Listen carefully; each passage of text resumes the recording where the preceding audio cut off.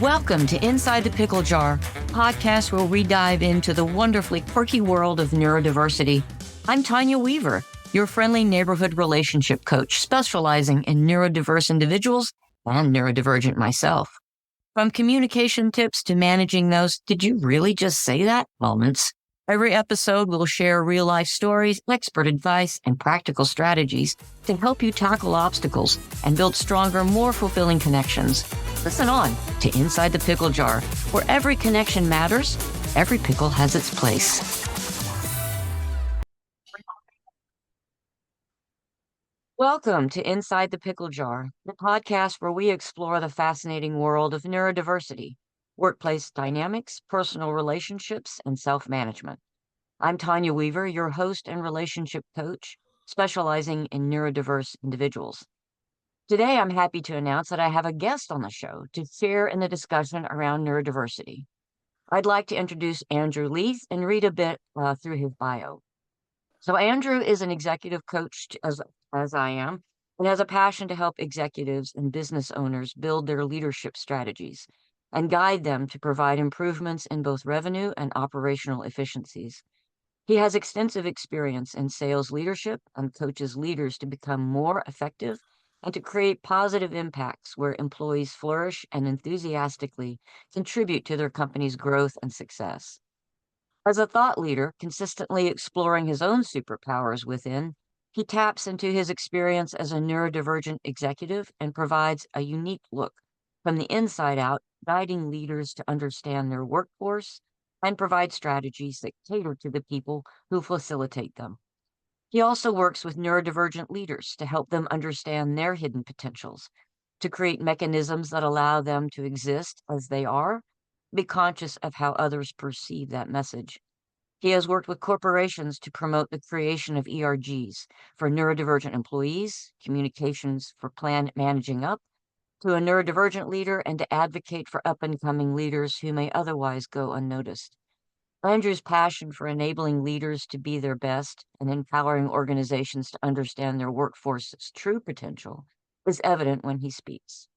He is a longtime contributor to organizations like Rotary International, Scouts Canada, and the YMCA.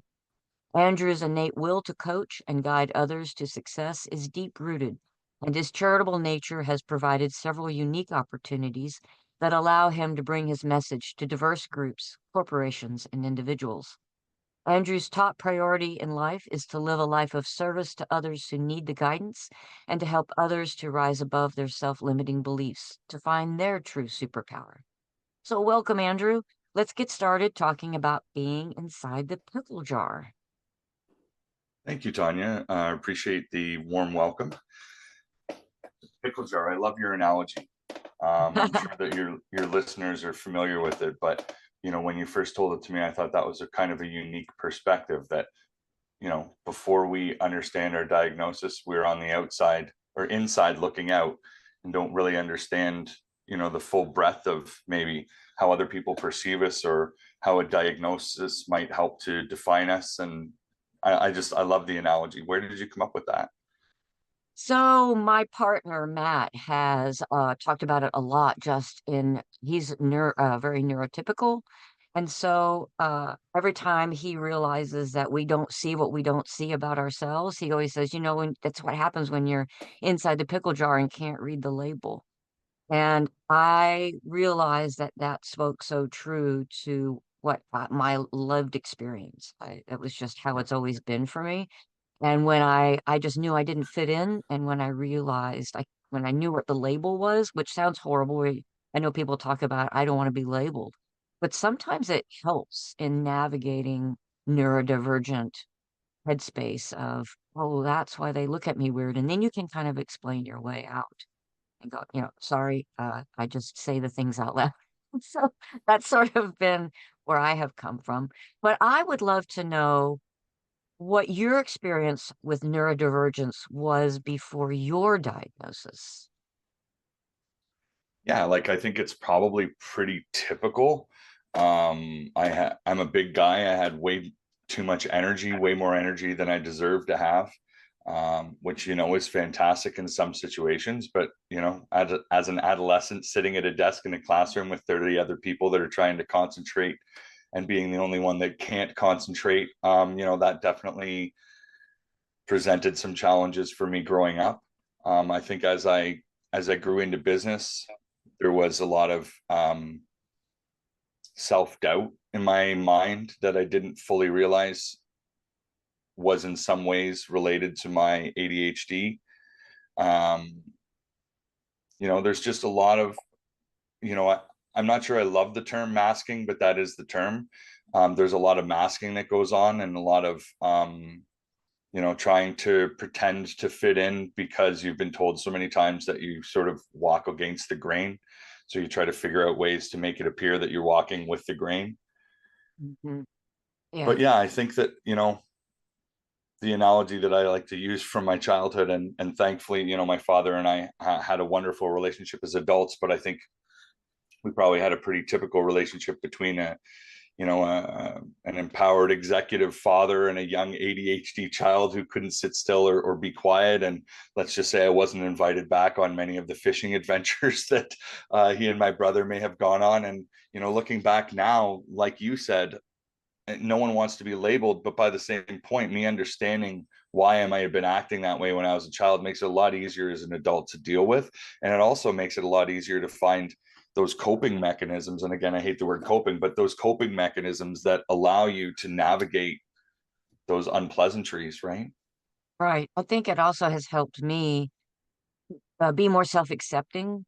And when I have a foible or someone, thinks has literally told me I was either weird and or awkward, I feel empowered to own it versus thinking I mean, I already know I'm different, but to accept the fact that, well, yeah, of course, my brain is just wired different. So that's just how it's going to be, it's fine. And then you can have a conversation around, yeah, well, I have this going on inside my head. That not make sense, but it helps other people. I think it makes my wiring relatable. I don't know if that's how you have felt as well. This is a newer journey for me, sort of speaking in this authentic voice in a more public setting.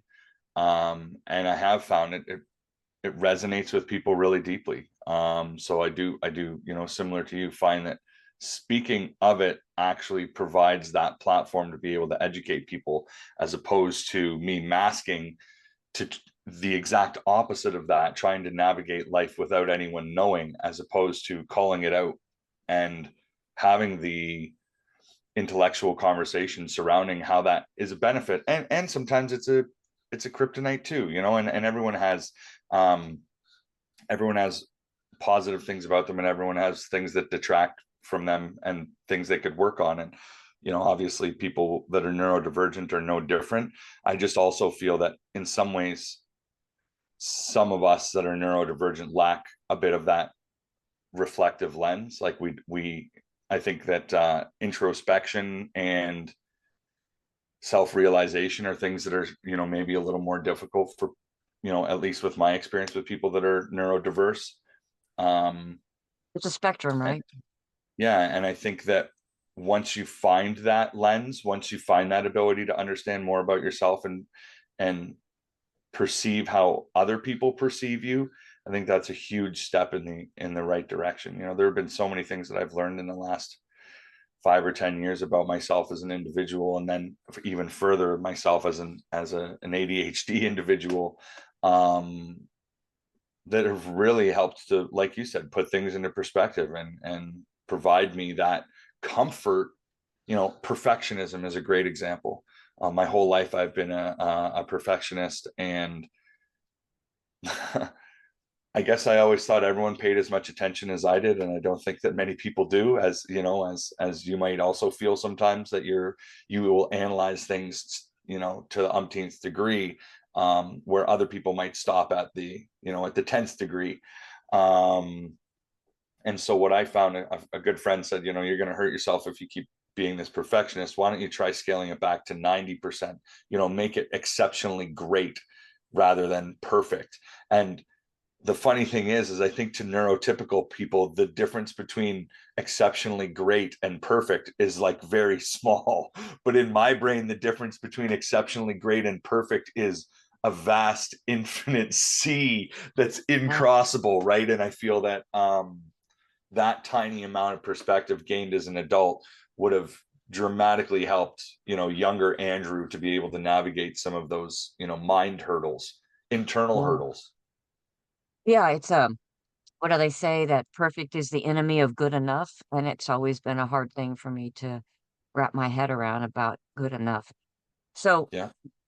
when did you said this is a new place for you to be as far as sharing it publicly. When did you get your diagnosis and when did you start sharing it openly and why? Okay. So I'll start before my diagnosis because I think that if you think of the typical ADHD personality, I think I fit into that pretty well. But that's outward perception. So I have a lot of energy. I talk a lot. I tend to finish people's sentences. Like I do some very typically ADHD things. And I think therefore my whole life people said, oh, you have ADHD, you have ADHD. I don't think anyone really understood what ADHD was when they were saying that. They just thought they saw a big guy bouncing around and they thought, wow, that guy has too much energy. What's the label we give to people with too much energy? He must be ADHD. Well, they were right. So pat on the back, good for them. Junior psychologists, whatever you want to call it. But they were right. And so, I always had this in the back of my mind that it was something that was a possibility, but again, masking as that hyper strong executive type, showing that weakness and having that, the ability to point out something that's maybe less desirable in myself wasn't at the top of my list. So, um, I had a life altering surgery about 4.5 years ago that sort of changed my perspective on things. Um, and I guess maybe it made figuring out my ADHD a whole less scary, knowing that I had something that was actually going to kill me and didn't. That, it makes some of this head trash go away because, well, when you've jumped off the cliff and survived, then jumping off the stairs isn't really that big of a deal. And so I started investigating a little bit more and talking about it. But I can be very honest, at that time, I talked about it more like it was a hindrance, like it was a crutch. As I was figuring it out, I was like, oh, well, that explains why I'm this, and that explains why I'm that. And it didn't take long for me to sort of get disgusted with myself with that kind of mentality. And I started looking for answers. So that's when I seeked a diagnosis and started to understand a little bit more about exactly what ADHD means. And I learned about a lot of these things that are intrinsic to people that have ADHD. Um, rejection sensitivity dysphoria and all of these other sort of bag of nasty tricks that come along with the headspace of being ADHD, and understanding that some of these isms and some of these voices weren't necessarily who I was as a person, but they were just,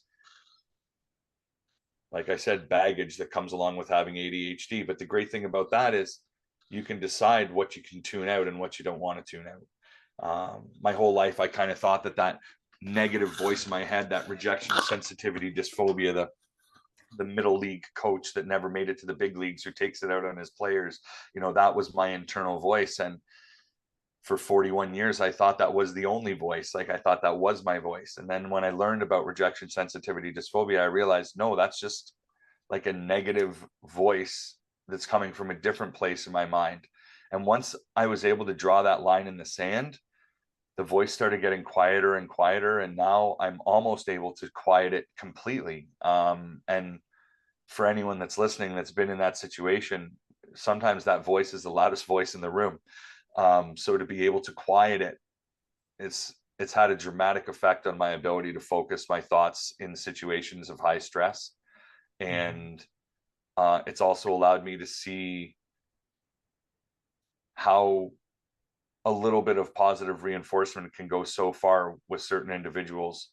Yeah, you're going to motivate some horses with a whip, but if you've never tried to entice them with sugar water, you actually probably don't know how fast they can go. And I feel like in my life, I maybe got the short end of the, or long end of the whip, whatever way you look at it, short end of the sword, long end of the whip. And I understand now that, compassion is hugely important when it comes to managing highly effective people.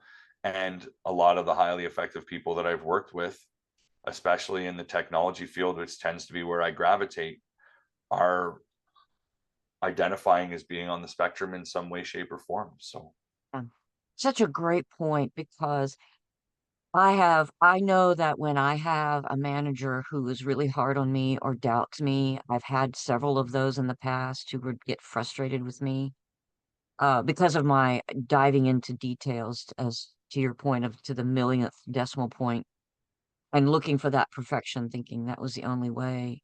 When they get upset, it only puts my brain into panic mode, and I operate less efficiently and less accurately, and all I can think about is how I'm letting them down. Where and I currently have an amazing manager who has been very supportive. When I make a mistake, he says, "We'll figure it out. We'll move forward. It's not a big deal." And it has definitely helped not remove, but reduce some of that anxiety that I get around, am I showing up the way I want to show up? What does he think of me? What do other people think of me? I can perseverate pretty hard on a negative situation that turns out to be absolutely nothing. And he's great about talking it out with me. But I've had situations where it doesn't work that way. And so having a manager that's supportive and compassionate is, I'll fall on the sword for them, where that's not maybe absolutely. true with the neurotypical.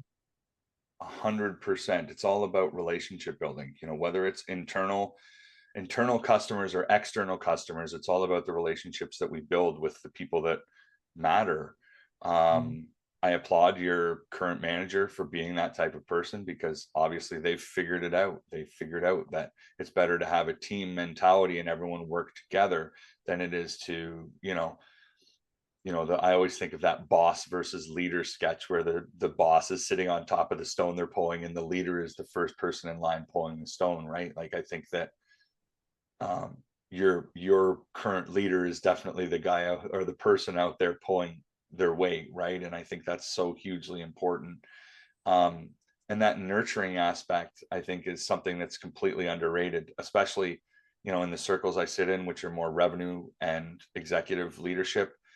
Again, there's not a lot of people that are willing to show weakness, and I'm learning, this is the next evolution of my journey. I'm learning that it's in weakness that we create those bonds. It really truly is. And I think my whole life masking as, I hate to say it, but my father, who is that, strong executive senior leader, take the weight of the world on my shoulders, take the weight of the revenue expectations on my shoulders. He wouldn't have been the type that would have wanted to show weakness, and he didn't show weakness in that. And I emulated that for a big chunk of my life. And then now, as I grow older, I realize that it is that ability to connect with people on an emotional level that separates us from, the good from the bad, or the good from the great.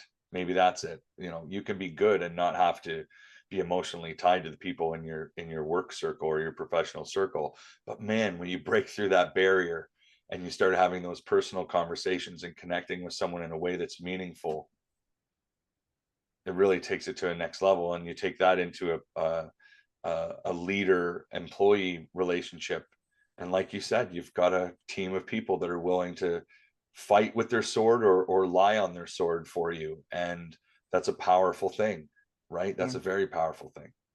Well, and so much of the workforce, 30% of it is quietly disengaged or actively disengaged. And so Yeah. it's all about the manager and whether or not they can be vulnerable and engage their employees, understand who they are, be who they are. And I think that's why you and I have really wanted to reach out and become coaches and help the Mm-hmm. workforce in a very productive and positive way, and helping leaders understand that it's okay to be vulnerable, because you'll engage with your employees more, you'll have people that are active in your workforce, and that they will care and stay. Because, Gallup talks all the time about it's the manager, and they 100%. should be mentors, not just uh, whip strikers and driving. CRMs have created this new form of manager that leads solely by the numbers, and these accountability meetings are just running through the numbers that are visible to anyone that's there to see them. And I've always attempted to be and try to train leaders to be, like you said, the mentor. If you're not willing to get on the phone and make a call for your sales rep, if you're not willing to put a sale in their pocket to show them how it's done, you're not really a leader. You're like an operations administrator who has the ability to communicate what they're seeing on the screen to their employee. But you know what? AI is coming, guys. It's going to take your job Right. pretty quick. Well, and no one is better suited to understanding and being willing to engage AI than the neurodivergent.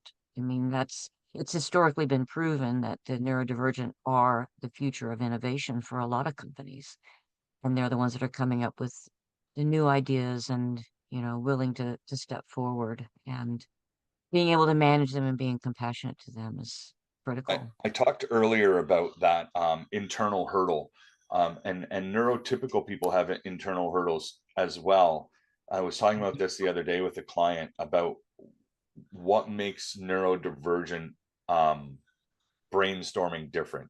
And the difference, and that's why we have the blurt effect, right? I might write a book someday called The Blurt Effect, which is just when you just have a great idea and you can't help but shout it out, and everyone looks at you that because you're weird because they were in the middle of taking the lunch order.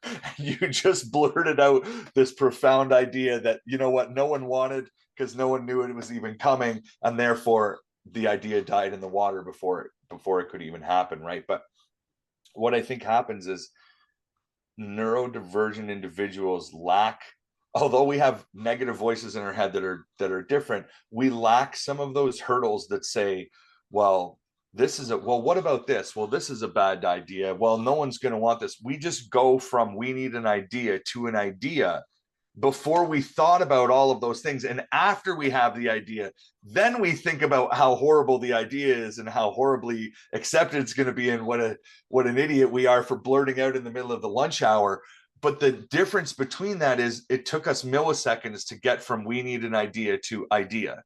And sometimes neurotypicals, and again, you cannot speak for everyone, but sometimes neurotypicals create roadblocks in their own brain because they have a more regimented thought process. So they look at thinking like it's a process. So if I was going to add a digit to a spreadsheet, I better analyze that before I put the digit on the spreadsheet. Well, we just put numbers on spreadsheets, and then we organize the spreadsheets after we've put the numbers down. And I think that's intrinsically, from my perspective, a huge difference between the way my brain works and the way I see brainstorming happen in neurotypical circles. Is just the ideas come first and the logistics come afterwards. Yeah. Whereas neurotypicals want to define the logistics and then create the idea. And, we Yeah. need to Oh, figure out ways to embrace both.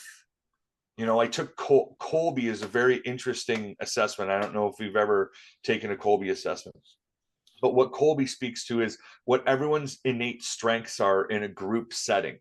So if I'm very quick to action, I need to be tempered with someone who's also very methodical and strategic, right? If I'm very good at strategy, I need someone that's good at implementation. If I'm very good at analytics, I may need someone who's very good at the creative side of things. Whatever these, I wish I had it in front of me so I could tell you exactly what the different benchmarks are. But it's basically what tends to happen is executives hire people that they see eye to eye with, which unfortunately means that executives end up hiring mini clones of themselves, or at least mini clones of their ideologies. And yes, that's great for getting yeses, but is it great for the overall strategy and trajectory of an organization?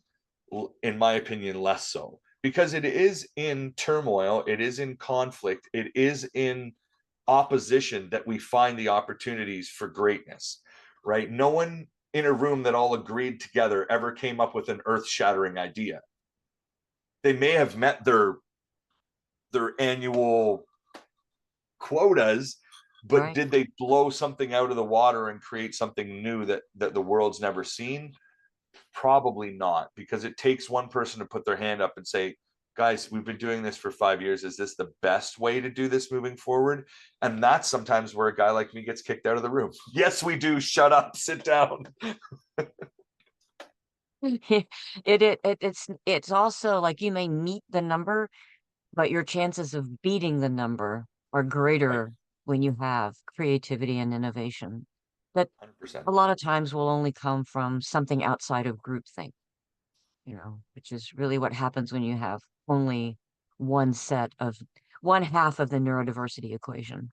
I want to say it was a previous conversation that you and I had where I came up with this analogy. And I'm sure I'm not the first person to come up with the analogy, but we're sitting in a sandbox playing with everyone else who enjoys playing in the sandbox, who's coming up with ideas the same way they always did in the sandbox, except we're sitting in the sandbox looking out going, guys, why did we take 4 2x4s and nail them together? We're on a beach, right? There's no structured format in which I think. Right? I document my ideas in a structured way because I realize I have to communicate them to people that don't think like Yeah. a herd of cats. But I think that there's a very limiting mindset around neurotypical thinking, and that's that it's the best. And I think, if I can name the top 100 most groundbreaking companies in the last 100 or 200 years, I will almost guarantee that I can tie back some amount of neurodivergent thinking to their success in at least a third. If not, I would say maybe a half or more of those situations. Like, I don't know Henry Ford, never met the guy, but I can imagine that thinking of the assembly line is is a pretty out of the box way of thinking. And knowing the way my brain works, if I was trying to figure out how to build more than one car a week, that might be where my brain would go. Well, hey, you've got wheels and you've got gears and you've got seats. Why don't we just have 2 guys working on gears, 2 guys working on wheels, 2 guys working on seats? And you know what? We'll just roll the thing from one thing to the next, to the next, to the next. It actually kind of makes sense when you think of it. But how out of the box was that at the time?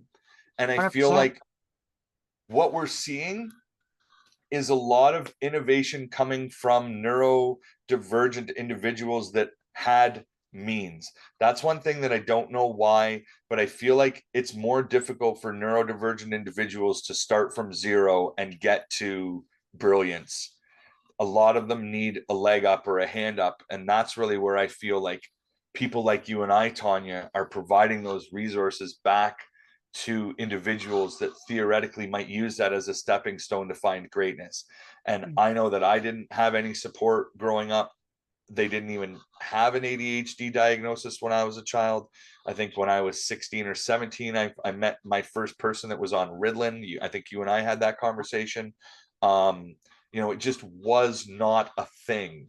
Right? And, I always say there's 12-year-old kids out there that know more about ADHD than I ever will.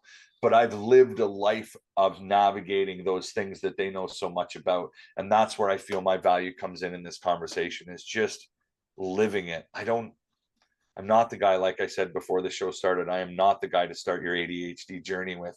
But gosh darn it, if we can't midway through somewhere link Yeah. arms and skip down the path together. I really feel that if I can help, and I know this is your mission too, if I can help anyone to understand the complexities, neurotypical or neurodivergent, that we deal with, and maybe understand that employee that they've had difficulty breaking through. A story that I love to tell, and any executive that's listening can nod because I know they've done this. You call an employee twice in one day and they don't answer the phone. And in your mind, immediately you jump to, well, this person's not working, or this person, they don't respect me. They didn't answer the phone when I call. My employees respect me. Well, what if the person is suffering from spectrum disorder? They've got Asperger's, and talking to you on the phone is literally the worst thing that they can comprehend doing that day. They would do a number of tasks that we would turn down and gladly pay someone a lot of money to do, rather than pick up that phone, which to us seems like such a simple task. We need Yeah. to realize that communication can be an arduous journey for some of these people. And, I'm lucky. Communication is one of those things that always came easily to me. But as I understand more about this whole topic, and as I deal with more people in organizations that tell me their story, man, my level of expectation of people's communications ability as an executive was not real. I worked for an IT company where I'm pretty sure most of the tech side of the staff were in some way would identify, and I'm not diagnosing anyone, they can do that, but what I'm sure they would identify as being on the spectrum. And I know there were times I walked into that office and was like, hey guys, I need a report on what you were doing yesterday. Tell me if you can just in the next 2 minutes parse down what you did yesterday and tell me verbally, that would be great. And now I look back and I'm like, oh man, how many times did I overwhelm them or like send them into disarray because I asked them what in my way of thinking would have been an easy way to respond, was to them probably just like not fair. I'm actually thinking about walking through this the first time. This isn't a story I've told before, and realizing how much of a jerk I may have been in some of those situations unknowingly. I've coined the term most well-intentioned, pardon my French for any listeners, but it's the term that we've coined, most well-intentioned douchebag, because I try so hard to be the person that I think people need me to be, but all I was ever doing was being the person that I wanted other people to be, and never Right. being the person that I thought they want. Like, I never once thought, how does this person want to receive information? Maybe I should be conscious of that.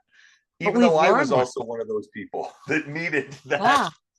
right? So, We've learned that though. Now we've come out on the other end and said, oh, if I had just known that, because that's why we want to be coaches, right? We want to help shortcut this arduous path of that's it. getting from no relationship to healthy relationship, especially when it comes to neurotypical working with neurodivergent.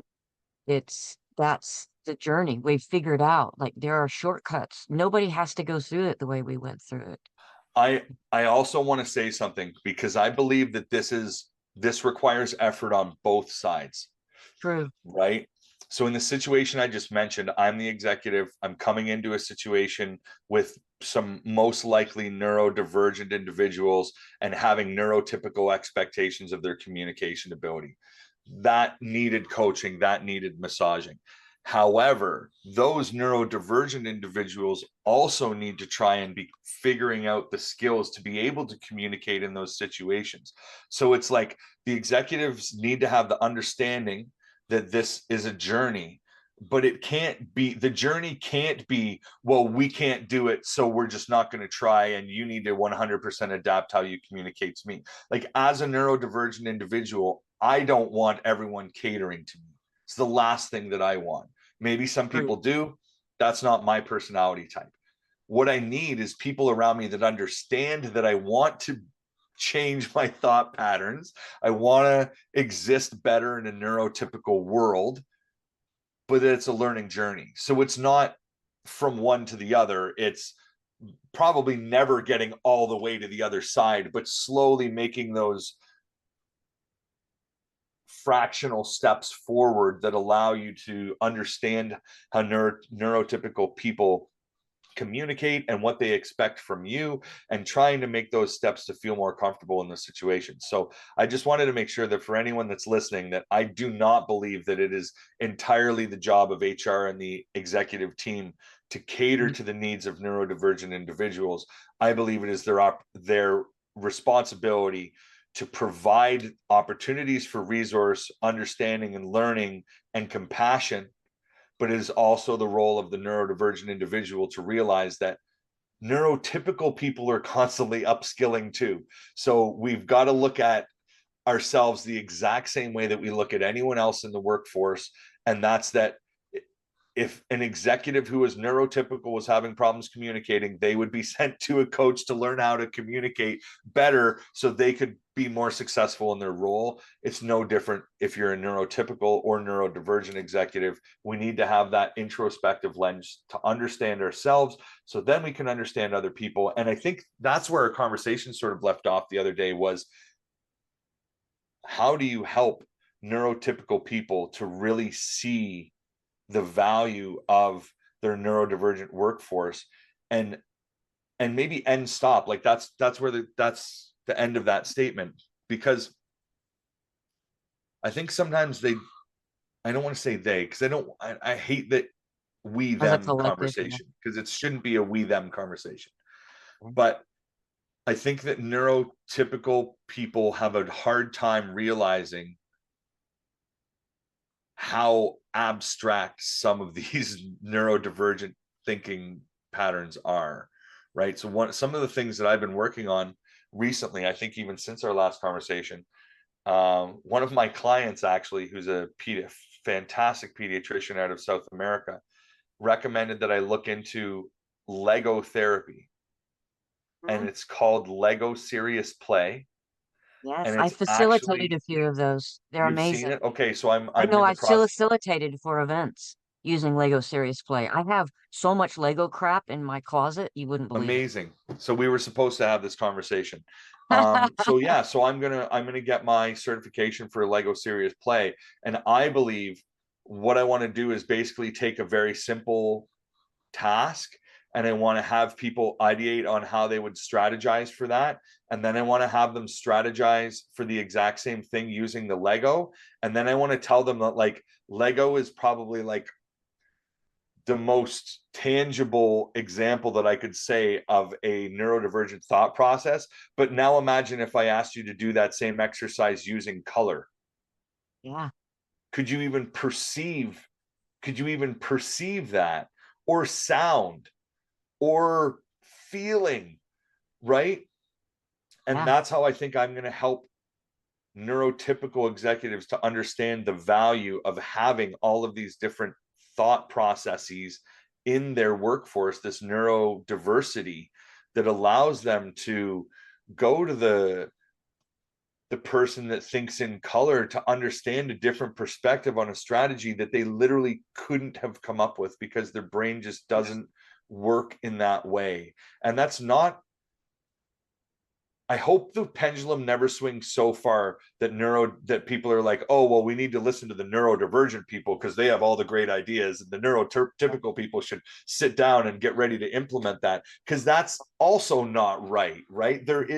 It is a smattering of both. It is a conglomerate of strategic, organized thought process and radically abstract thought process, and merging them together to elevate both to something they could never be separately. That's truly the way I look at it. So I don't want, I feel like there could end up being reverse ableism, where it's like, oh, you're not neurodivergent, well, we're not inviting you to the brainstorming session. It's like, no, no, no, no, no, we need both sides, right? Otherwise you get into like wars, you get into religious wars where it's that is us or them, and we don't want that. It's us, period. It's us. yeah, yeah. It becomes a mutant war, so to speak, Right. pointing back Well, to the and yeah, movies. you know what? X-Men, there you go. Well, It's very true. That's at actually the end of the day, that's a pretty great analogy for the whole conversation right there. If for any of the nerdier pickle jar listeners, X-Men, and then this newer X-Men 97, where they really dive into the mutant versus human conversation, there's a lot of similarities that you could draw between the two. The fact that it is possible at some point that as neurodivergence starts to take hold, that there could be, it could do this flip from neurodivergent people feeling like they are downtrodden to neurodivergent people feeling like they're, you know, empowered by their neurodivergence, which is great, as long as then neurotypical people don't start feeling downtrodden, right? And I feel yeah, like that's the important thing here, is to realize no one's nailed it yet. It's ultimately is a stasis where everything exists in harmony and people understand the value. Okay, here's a perfect example. I don't know what what the crops are. I wish I did, but at least up here in Canada, our Aboriginal people or Native people traditionally plant clusters of crops together. And there's, I believe, 3 crops that they grow together for very specific reasons. But as science has progressed, we realize that there's cultivationally, there's reasons why those plants should be grown together. So here's this abstract thought that's like, oh, here's some nice tradition that they've always done. And then you look at it and you're like, wait, this is something that actually holds value for the world. Maybe world agriculture should stop planting corn per hectare and start planting corn with a potato and a beetroot, and those 3 things together create a sustainable ecosystem. I feel like we're on the verge here of not only understanding how neurodivergence can benefit organizations, but how we all coexist in a homeostasis that allows for maximized thought potential. Yeah.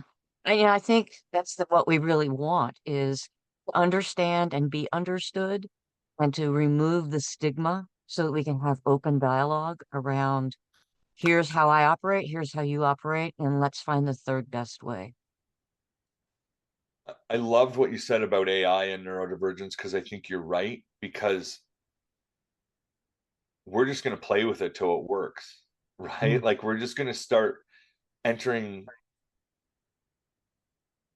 I don't want to say garbage, but garbly goop into it and seeing what happens and testing it and using it in abstract ways. And I feel like I've had a lot of conversations with executives about how AI can benefit them. And I don't think I've ever had that conversation with someone that's neurodivergent, because they have a million ideas of how AI can benefit them. And rather than going and finding the piece of paper that says, oh, AI can do this, they'd rather just jump in and prove themselves right or prove themselves wrong. And I think that's kind of part of the superpower of neurodivergence, is like, got a great idea, I'm just Yeah, going to dive in and see what happens. yeah, yeah. So when it comes to when you talk with neurodivergent or sorry, neurotypical executives, what advice do you give them on managing and working with them, or maybe even you're neurodivergent? I don't know if you have a partner that's neurotypical or neurodivergent, but what is the advice that you give in improving those relationships and working with Between a the opposite? neurotypical executive and their potentially neurodivergent employees, is that? Correct. Yeah. I the We touched on it earlier. The biggest thing I think is understanding ourselves and understanding, Yeah. then having a better ability to understand those around us. And it's amazing how many executive level leaders haven't done really introspective assessments that provide a lot of feedback to them of who they are. They've done a DISC assessment, or they've jumped into something that sort of, tells them a very high level understanding of who they are. And I love DISC, by the way. I have nothing wrong with DISC. I just mean that they haven't, DISC isn't overly introspective. It's a great way to have a very surface understanding of how someone prefers to receive and send information. But I do find that the more introspective people get, the more they understand the differences between them and those around them. And I think that's a big part of the conversation is, I often use the automobile example, which tends to evolve every time I tell it. But, take, for example, a Ferrari and a tractor. Both are about the same price. Hugely different purposes, hugely different environments in which they thrive, hugely different levels of upkeep and fuel required, and different fuel. And so now, like, swap out a tractor with a Ferrari and tell me that either is going to be successful in either of those environments in which they're not well suited. And now let's throw in a Prius, right? Let's throw a Prius into the mix of also a great car, has lots of very distinguishable purposes that differentiate them from a tractor and a Ferrari. Not going to be great on a racetrack, not going to be great with diesel fuel, doesn't pull a plow very well. Yeah. However, all 3 of those unique 4-wheeled vehicles in the right environment, given the right amount of upkeep, given the right amount of support, flourish and thrive in the environment in which they're supposed to be in. Yeah, it's And a I great feel like analogy.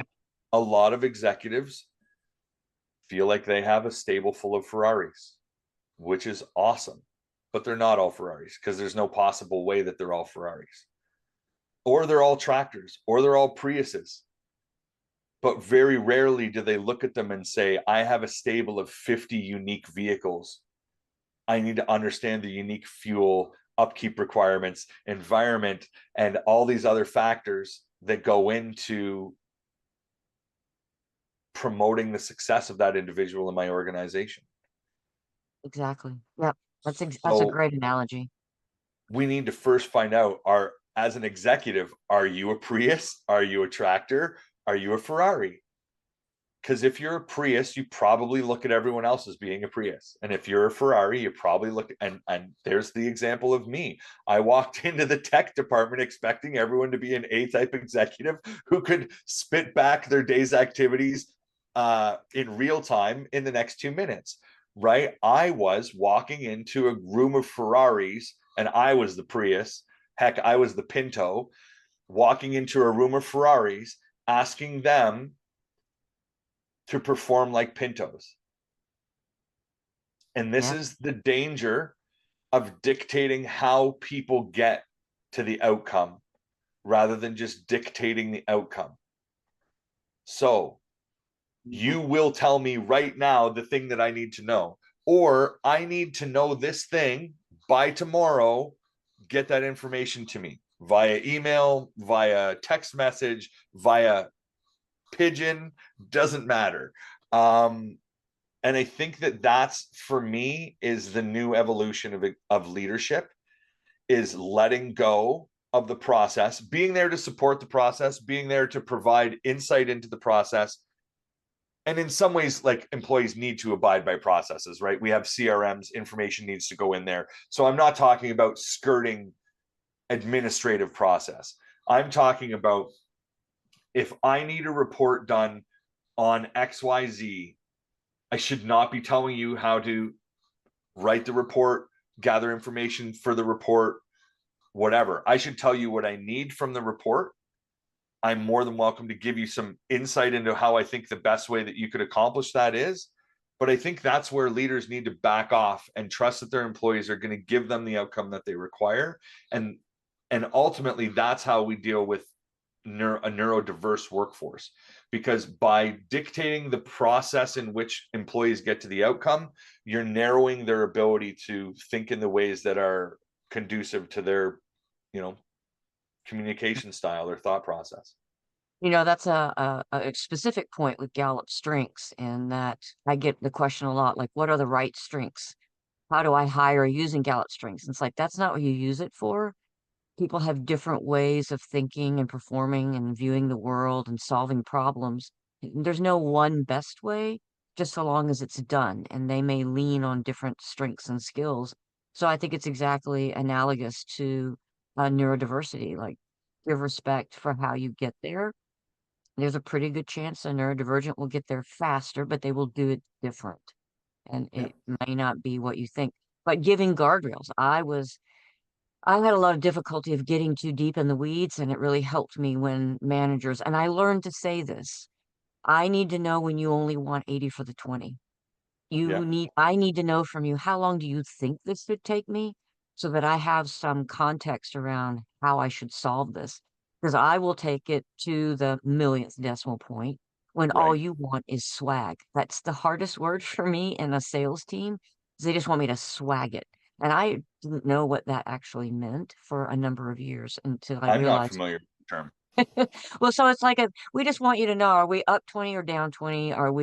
Is it going to be like is this a $50,000 problem or a $50 million problem? They Right. aren't looking for the They don't want 28,320. 47,352,000. It's like ish. They're like, oh, Right. tell me how long I should spend getting to ish. And so then if you have a manager who's willing to go, well, if it takes you more than 20 minutes, come back to me, because we don't have an understanding on what the Right. problem is we're trying And to solve. for any neurotypicals that are listening, I'm just going to take a guess that it takes Tonya about 30 seconds to get to an ish, and could probably take her 2 days to get to that point umpteenth decimal, right? Am I right? Like, and that's what I Yeah. was saying. The difference between exceptionally great and perfect Yes. is Yeah. 100 times more work than I put in to get it exceptionally great, right? Like sometimes exceptionally great is your first shot, and then the 30-second edit is still not perfect. Yeah. And I have to get past it wanting to be perfect and saying, okay, they just wanted a rough. Are we Right. trending in the right direction or not? And Yep. it took me a And while as that's a where I data break analyst. for me. For my brain's like, yeah, no, we're good. Now that I've adopted this 90% rule. Yeah. Yeah. Well, as a woman on the spectrum, like that's a whole other journey that I talk about at another time. But you talk about flying under the radar and masking, like yeah, Yeah. I totally get. And then trying to not show up in that way. It's just frustrating for managers if they don't know. Like, this is what and learning to articulate, which is what we coaching neurodivergent people is good for, is coaching them to say, this is what I need from you as my manager so that I provide great for you where it may not be great for me. So, yes, what does ish mean to you? How long do you think I should spend? What is the business problem you're actually trying to solve? Those are all questions that neurodivergent need to learn to ask. And I also think like that's going to be the difference, sometimes working with neurotypical leaders is they're going to be requesting the ish, and your brain doesn't work in ishes, right? Like, and that's their goal or journey needs to be to understand how to present the ish in a way that doesn't break your brain, Yeah. and the neurodivergent employee needs to figure out a way to provide the ish without presenting inner turmoil for themselves. Because I think that was always the thing for me, was when someone asked for something that I knew was beneath my expectation of myself, it was always a little bit of a like, I don't feel good about getting this out because it's not to my standard. And I think we need to get over that, because our standards are higher than everyone else's. So like, of course they weren't going to ask you for something to your standard, because they wouldn't even know what that looks like. I once had a leader that was like, don't worry about people who can't understand your vision, because they can't understand your vision. It's like, and it sounds horrible and it sounds elitist, but it's like,